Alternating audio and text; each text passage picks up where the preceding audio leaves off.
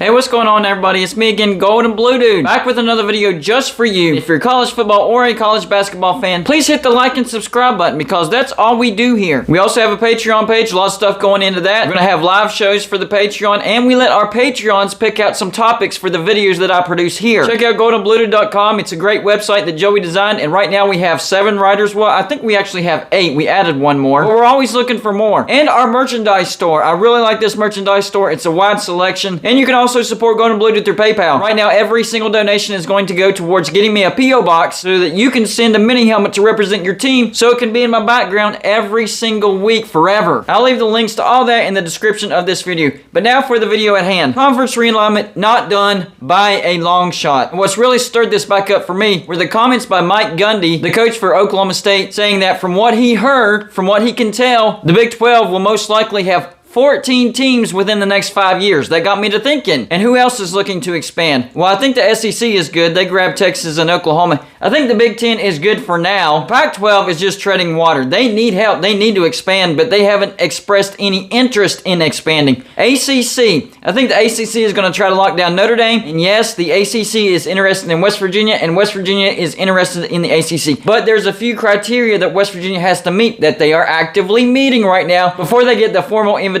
to the ACC. Stuff like lengthening their runway, which they're in the process of doing right now. Strengthening their academics, also in the process of doing that. So West Virginia is actively trying to meet the criteria that the ACC has laid out for them to get an invite. So I do think eventually that will happen. When, I'm not sure, but sometime around 2025, maybe a little bit before. That's the timeline that I have in my head. So if that happens, in order for the Big 12 to get to 14, they wouldn't just have to replace 2 teams. They would have to replace 3 teams if West Virginia were to go over to ACC. So who's on the docket? Who would the Big 12 be interested in? There's about 5 or 6 names that the Big 12 might be interested in from what I've heard. The first one could be Memphis. And a lot of people say, well, Memphis wasn't in the first wave. Okay, well, conference realignment doesn't always happen in one wave. Sometimes it happens in a couple of waves. Look at the ACC back in the day. And I do think Memphis would be in that second wave. However, I do think Memphis needs to update their facilities. I think they have a big enough fan base. I think they draw enough money.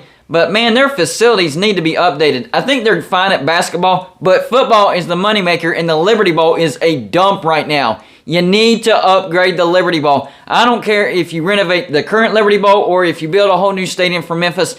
It needs to be done if you want to get an invite into a Power 5 conference. So yes, Memphis has been mentioned, but they got some work to do. What about Boise State?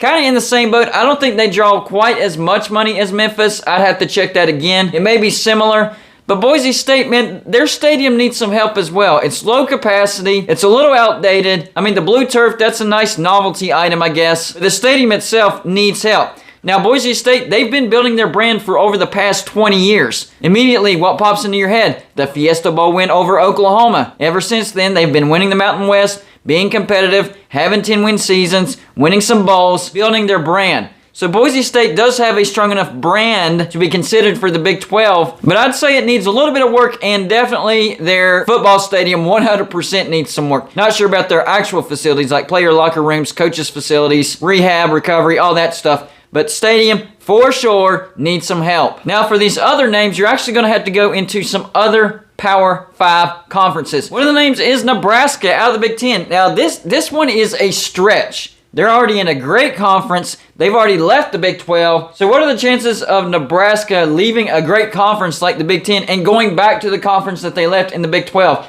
I don't put it very high, maybe 5-10% if that. There is a chance, but the Big 12 needs to have a great TV contract to even entice Nebraska. So the biggest thing with Nebraska is, would the Big 12 be enticing enough for them, not the other way around? So let's move on from that. And this is where we head to the Pac-12.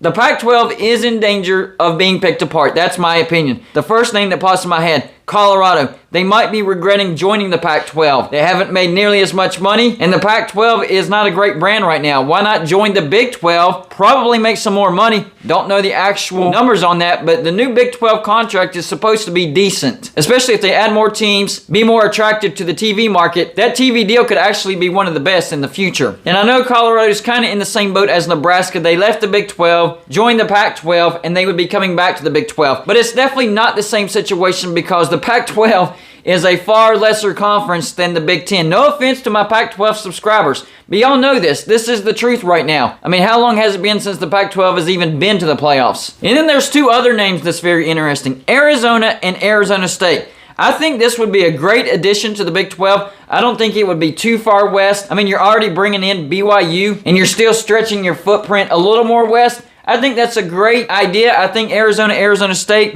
keep them together because they're kind of brother universities. And I think it adds more appeal for the Big 12 as far as the TV market. Now, Arizona State, they don't have tremendous TV markets, but they would add to it. And I think Arizona and Arizona State would much rather play around the 7, 8 o'clock time frame instead of the Pac-12 after dark. Hardly any exposure at all. And, this also affects their recruiting. If they were to jump to the Big 12, recruits would see that they would get more TV exposure because they wouldn't be stuck at Pac-12 after dark. So that would be enticing to Arizona State, and Colorado. So I like all those three options for the Big 12. And I just now thought about this. This is why my settings have changed. I figured this out after post-editing. Maybe the Big 12 bringing in BYU was a step to try to get Utah. That would actually make sense. Utah's in the same state, of course. They have a great rivalry. Maybe Utah's looking to get out of the Pac-12, they can join the Big 12. So that's a very big link that maybe the Big 12 was trying to build to try to get Utah in the Big 12. And this brings me to my last point, jumping back to West Virginia.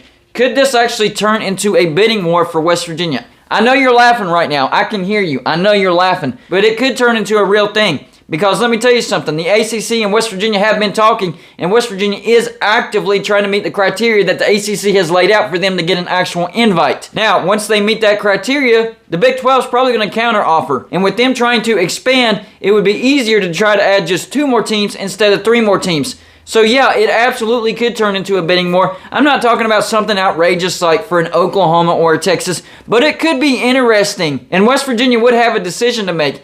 And if it was a close decision where it was only a little bit of a difference for money, then they better choose the ACC because there would be no future for them in the Big 12. Now, does adding Cincinnati, UCF, and Houston entice West Virginia to stay in the Big 12 a little more? Maybe a little bit, but that doesn't really move the needle all that much. I mean, you have Cincinnati, UCF, that's still a long trip. If you really wanted to try to entice West Virginia to stay in the Big 12, you needed to go after the ACC. I'm talking about Pitt, Virginia Tech, Louisville, one or a combination of those 3 teams. That might have done the trick. But just adding Cincinnati, not so sure about that. West Virginia and Cincinnati had a short-lived but very memorable rivalry in the Big East, but that's about it. No history really there. So the question is, number 1, can the Big 12 actually keep West Virginia? And if West Virginia does go to the ACC, when does that happen? And if that does happen, who does the Big 12 go out to get? And are they really looking to go to 14 teams, or will they be satisfied with 12? According to Mike Gundy, they're not going to be satisfied at 12. He said there's strength in numbers. They're going for 14 in the next 5 years. I'm very interested to see y'all's comments on this situation. It's a very interesting storyline to me.